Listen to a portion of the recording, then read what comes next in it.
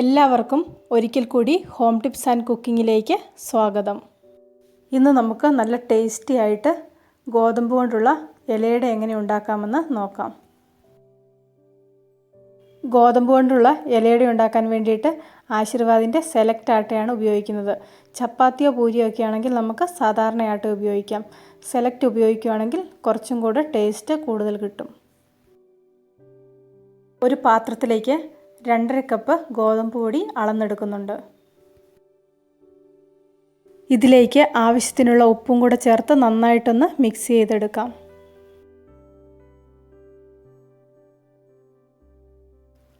കൂടുതൽ ടേസ്റ്റ് കിട്ടുന്നതിന് വേണ്ടി കുറച്ച് തേങ്ങ ചിരകിയതും കൂടി ഇതിലേക്ക് ചേർത്ത് കൊടുക്കുന്നുണ്ട്. അതും കൂടി ഒന്ന് മിക്സ് ചെയ്യാം.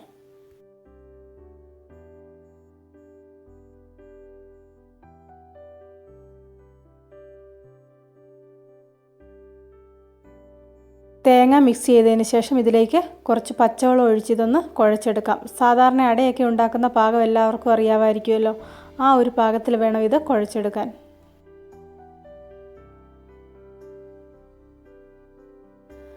ആകെ 1.5 കപ്പ് വെള്ളമാണ് 2.5 കപ്പ് ആട്ട കുഴയ്ക്കുന്നതിന് വേണ്ടി ഇവിടെ എടുത്തിരിക്കുന്നത്. അടയ്ക്ക് വേണ്ടിയിട്ടുള്ള കൂട്ട് ഇവിടെ നന്നായിട്ട് കുഴച്ച് വെച്ചിട്ടുണ്ട്. ഇനി ഇതിലേക്കുള്ള ഫില്ലിംഗ് ഉണ്ടാക്കുന്നത് എങ്ങനെയാണെന്ന് നോക്കാം. ഇവിടെ കുറച്ച് തേങ്ങ ചിരകിയതെടുത്ത് വെച്ചിട്ടുണ്ട്. ഇതിലേക്ക് 2 ഏലക്ക ചതച്ചത് ചേർത്ത് കൊടുക്കാം. ഇത് കുറച്ച് ശർക്കര ചിരണ്ടി വെച്ചിരിക്കുന്നതാണ്. അതും കൂടി ഇതിലേക്ക് ചേർത്ത് കൊടുക്കുന്നുണ്ട്.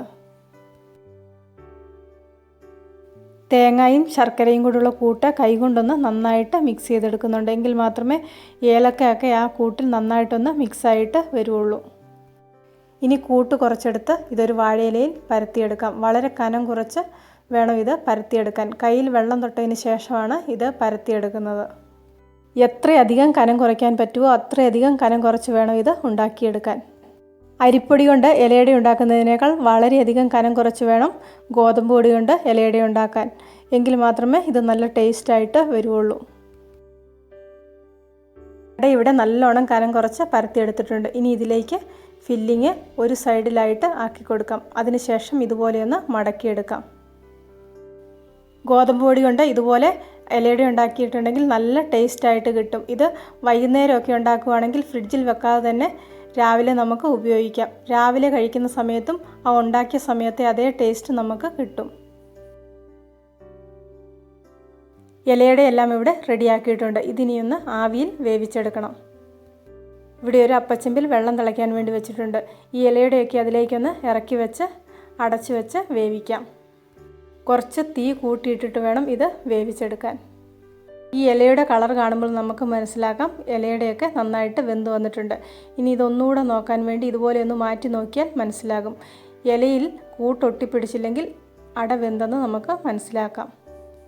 വളരെ ടേസ്റ്റി ആയിട്ടുള്ള ഒരു ഗോതമ്പ് കൊണ്ടുള്ള റെസിപ്പിയാണിത്. എല്ലാവരും ഒരു പ്രാവശ്യം ഒന്ന് ഉണ്ടാക്കി നോക്കണം. നിങ്ങൾക്കിതിൻ്റെ ടേസ്റ്റ് നന്നായിട്ട് ഇഷ്ടപ്പെടും. ഇന്നത്തെ ഈ റെസിപ്പി ഇഷ്ടപ്പെട്ടെങ്കിൽ ലൈക്ക് ചെയ്യണം, നിങ്ങളുടെ അഭിപ്രായങ്ങൾ അറിയിക്കണം, ഷെയർ ചെയ്യണം. കൂട്ടത്തിൽ ചാനൽ സബ്സ്ക്രൈബ് ചെയ്യാനും മറക്കണ്ട. സബ്സ്ക്രൈബ് ബട്ടൺ ക്ലിക്ക് ചെയ്യുമ്പോൾ റൈറ്റ് സൈഡിലായിട്ട് ഒരു ബെല്ലൈക്കൺ വരും.